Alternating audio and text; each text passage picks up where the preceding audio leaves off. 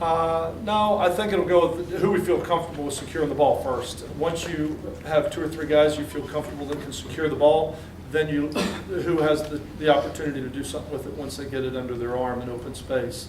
And that's where a guy like an Andre Davis or a Victor Mark and some of those guys who are more runner type returners than Evan Landy. So we'll just have to look at it. It's going to be how much comfort level do we have for those guys going back there and catching it. After watching film with the special teams, besides personnel, were there other things you saw were correctable? Oh, it's all correctable. I mean, it's not. I really don't think it's personnel. When you look at some of the guys, Mike June, who played a great game on the defensive side of the ball, Rashard Clyde, who I think is going to be a really special player, is a 6'3", 215-pound linebacker that can run down the field.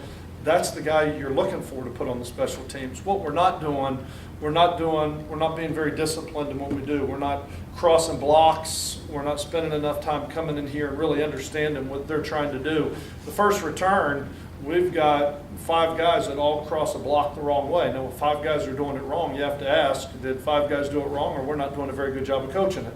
So that's why I said I'm not trying to point any blame and just say it's the players and we got to change all the personnel. But I know with some of the starters' desire to be on it, we've got to getting into our conference play, we've got to put the best people on the field that give us the best chance, and we've got to do a better job of what is expected of them and what we're asking them to do. But I don't think it's just personnel. I don't think this is, you know what, get him out. You know, a guy like Sanchez, who did not have a very productive game special teams wise, which is totally opposite, who has been our special teams captain and been our special teams guru and been the guy running down making tackles. You know, he's got IVs at halftime with that flu. He had that flu last week and didn't play with the normal passion that he normally plays with, but I'm certainly not looking to get rid of a guy like Armando Sanchez because he's been a mainstay on those special teams. We just need to get him back and go on, and we need to create some pride in those teams again. This team has had a lot of success on the road dating back to the end of last season and then getting a win at Notre Dame. What is it about this group that they're able to gain that level of comfort in a hostile environment? I think it's hard to win on the road. It is very difficult to win on the road. You have a lot of issues that you're dealing with the crowd noise and the silent cadence and communication. That makes it very difficult and it easily takes you out of a rhythm, makes it harder to get in a rhythm. It takes your leadership off the field because guys can't communicate to each other.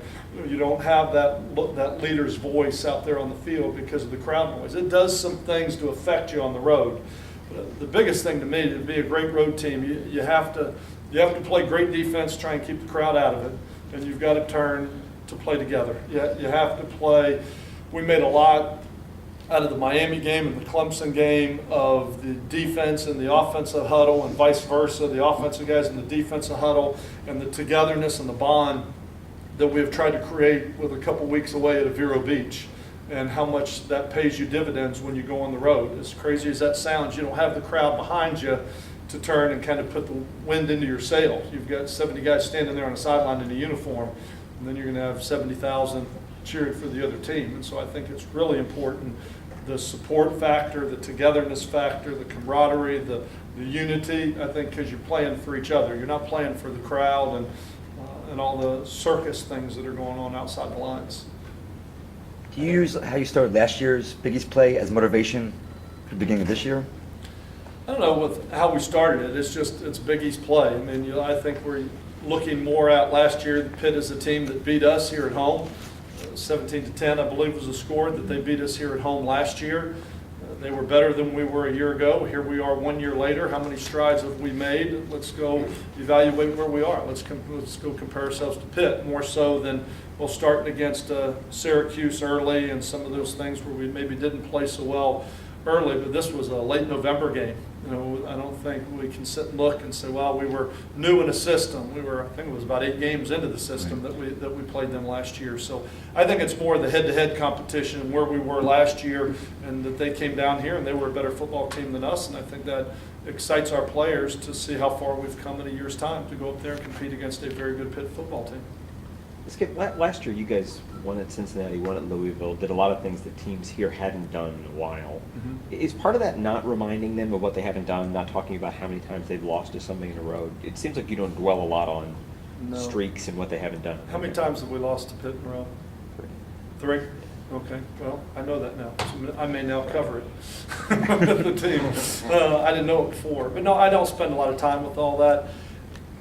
This football team has not played Pitt's football team. The 2011 football team has not played the Pitt team. And whether we're 0-92 or is relevant, I think we have a measuring stick for where we were 1 year ago with a lot of the same players on this team. But we do have different leadership on this football team than we did. We have different skills and talents and a freshman class that's now on this team and seniors that are gone off last year's team from both teams. But I look at it more like how much progress have we made in a year from this game a year ago than I look at, well, in the last 3 years we have not beaten a Pitt team, or how many years we've lost at Pitt, or those type of things. I don't dwell on some of those things because I don't think they have anything to do with the outcome of this game.